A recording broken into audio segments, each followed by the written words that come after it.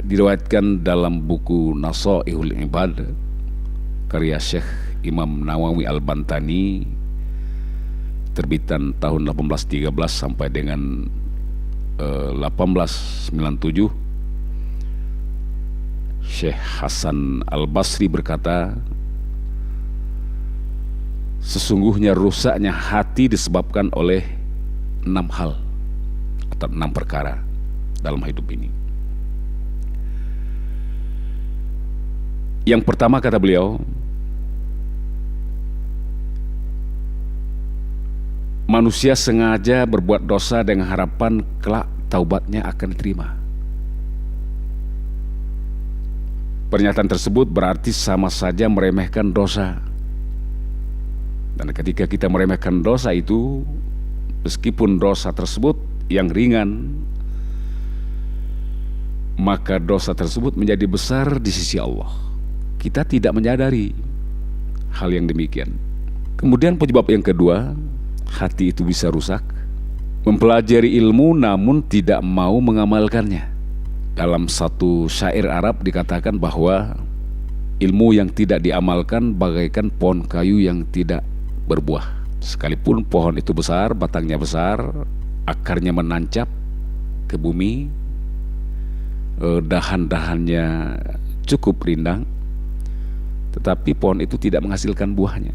Mencari ilmu, para pendengar yang kami hormati, di mana saja berada, merupakan kewajiban setiap mukmin, baik dia laki-laki maupun perempuan. Yang ketiga, penyebab hati itu rusak, ketika beramal tidak ikhlas. Al-Quran sudah secara jelas mengatakan, mengingatkan kita, memberikan isyarat kepada kita dalam kehidupan ini, sebagaimana yang termaktub di dalam surat Al-Fajr. Allah mengatakan, wa ma umiru illa liya'budullah mukhlishina lahuddin. Tiadalah mereka diperintah untuk menyembah Allah, beribadah kepada Allah, beragama, kecuali dengan ikhlas. Maka dari ayat ini jelaslah oleh kita bahwa ikhlas yang merupakan landasan setiap amal ibadah Bani Adam atau anak cucu Adam sampai hari kiamat,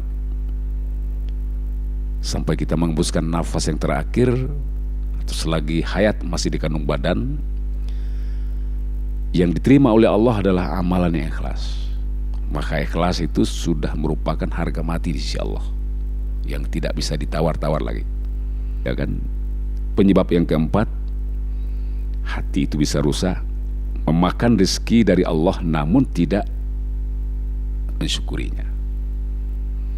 Bersyukur atas nikmat Allah SWT adalah merupakan poros kehidupan yang sangat penting, poros kehidupan yang sangat signifikan. Maka rezeki merupakan karunia Allah yang diberikan, yang wajib untuk kita syukuri. Walaupun nikmat suatu ketika kita terima dalam bentuk yang sangat kecil, katakan, atau sangat minim, Rasulullah juga mengingatkan kita, malam yaskuril qalil lam yaskuril kathir. Barang siapa yang tidak mensyukuri yang sedikit, kata Nabi, maka ia tidak akan mampu untuk mensyukuri yang banyak. Yang sedikit mereka tidak mampu mensyukuri, apalagi yang banyak. Hadis riwayat Ahmad, nomor hadis 278. Yang kelima, penyebab hati manusia rusak, tidak redho. Redho artinya puas. Jadi tidak puas dengan pemberian Allah.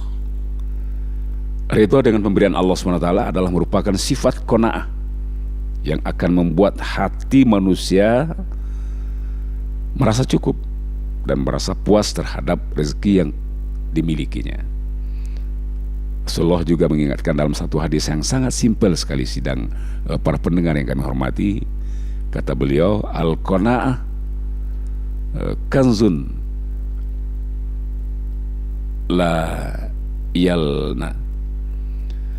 Qanaah itu adalah merupakan kekayaan yang tidak pernah musnah, kata Nabi.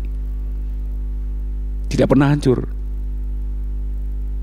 tidak pernah sirna, dalam kehidupan ini. Hadis riwayat At-Tabrani Al-Mu'jam Al-Awsat nomor hadis 84.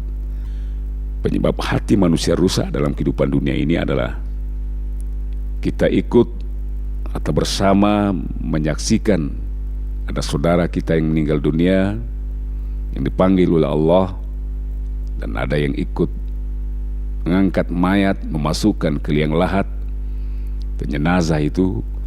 Namun setelah itu kita enggan untuk mengambil iktibar dan pelajaran mauizah dari peristiwa kematian yang menimpa saudara-saudara kita atau karib kerabat kita. Jadi sebaik-baik manusia adalah manusia yang dapat mengambil pelajaran dan hikmah dari peristiwa kematian, karena kematian itu bukan hanya sekedar takdir Allah, melainkan hikmah dan nasihat dari Allah Subhanahu wa taala untuk yang masih hidup. Terakhir, itu perlu kita ketahui bahwa ada dua nasihat yang Allah jadikan untuk kita manusia. Semoga dua nasihat ini menjadi iktibar dan pelajaran yang sangat signifikan, yang sangat penting bagi kita agar kita hidup lebih bermakna. Pertama, nasihat yang bisa ngomong, nasihat yang bisa berbicara, yaitu Al-Quranul Karim. Kemudian ada nasihat yang tidak bisa ngomong, yang bisu, itulah kematian.